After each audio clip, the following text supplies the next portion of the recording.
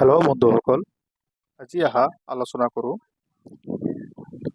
Spoken ইংলিছৰ প্ৰথম দিনতেই মই আলোচনা কৰিম আজি যে কেতিয়া কোনটো সময়ত কি ক'ব লাগে এই সম্পৰ্কে খুব ভালদৰে আলোচনা কৰিম। তেনেহ'লে পলম নকৰাকৈ ভিডিঅ'টো আৰম্ভ কৰোঁ। কোন সময়ত কি ক'ব লাগে ইয়াৰ কিছুমান ৰুল আছে। তাৰ প্ৰথম ৰুলটো হ'ল ৰুল নাম্বাৰ 1, প্ৰাতঃকালৰ পৰা দিনৰ 12 বজালৈকে কি ক'ব লাগে।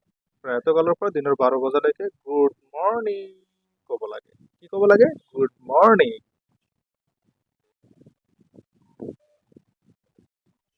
ৰুল নাম্বাৰ 2 হৈছে দিনৰ 12 বজাৰ পৰা বিয়লি 5 বজালৈকে। দিনৰ 12 বজাৰ পৰা 5 বজালৈকে এইখিনি সময়ত কি ক'ব লাগে? Good afternoon.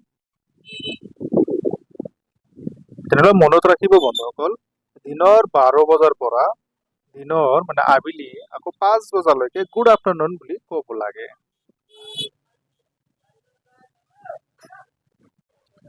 Roll number 3 number ৰোলটো হৈছে বিয়লি 5 বজাৰ পৰা 5 বছৰ পিছত 5 বছৰ পৰা নহয় 5 বছৰ পিছতেই, যেতিয়া দিনৰ বা বিয়লি 5 বজাৰ পিছতেই কি ক'ব লাগে? গুড ইভিনিং বুলি ক'ব লাগে। 5 বজাৰ পিছৰ পৰাই গুড ইভিনিং বুলি ক'ব লাগে। এইটো মনত ৰাখিবা দেই। বিয়লি 5 বজাৰ পিছৰ পৰাই কি ক'ব লাগে? Good evening sir, good evening dad, mom, যি নকওঁ কিয় গুড ইভিনিং বুলি ক'ব লাগে।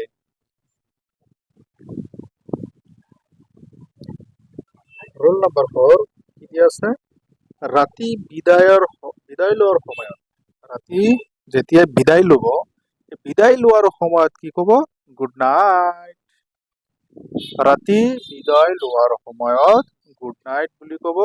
নতুবা আৰু এটা টাইম আছে যে ৰাতি যেতিয়া শুবৰ সময় হ'ব, যেতিয়া টোপনি যোৱাৰ সময় হ'ব, বিছানাত যাব লাগে, সেই বিছানাত যোৱাৰ সময়ত গুড নাইট বুলি ক'ব লাগে। এটা আছে যে ৰাতি বিদায় লোৱাৰ সময়ত গুড নাইট, আৰু ৰাতি যেতিয়া টোপনি যাব, টোপনি যোৱাৰ আগত প্ৰিয় বা কোনোবা এজন ব্যক্তিৰ পৰা ল'ৰা সন্তানৰ পৰা গুড নাইট বুলি ক'ব। Good night, sweet dreams darling, এনেকৈ কৈ দিব। ৰোল নম্বৰ 5 হ'ল যে কাৰোবাৰ লগত সাক্ষাতৰ সময়ত ক'ব লাগে। কি ক'ব লাগে? সাক্ষাতৰ সময়ত কি ক'ব লাগে? আপোনাক লগ পাই বৰ ভাল লাগিল, হয়নে নাই? আমি অসমীয়াত কি কওঁ? আপোনাক লগ পাই বৰ ভাল লাগিল। আৰু ইংলিছত কি ক'ব লাগে? Please to meet U.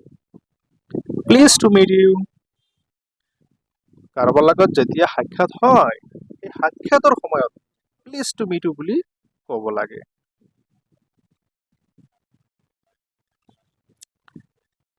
বিদায় লোৱাৰ সময়ত কথা বতৰা হ'ল বন্ধু বান্ধৱীৰ লগত বা কাৰোবাৰ লগত কথা বতৰাৰ পিছত যেতিয়া বিদায় লোৱা হ'ব, সেই সময়ত কি ক'ব লাগে? গুড বাই ক'ব লাগে, অথবা hope to see you again, আপোনাৰ লগত আকৌ সাক্ষাৎ হ'ব, hope to see you again, অথবা গুড বাই।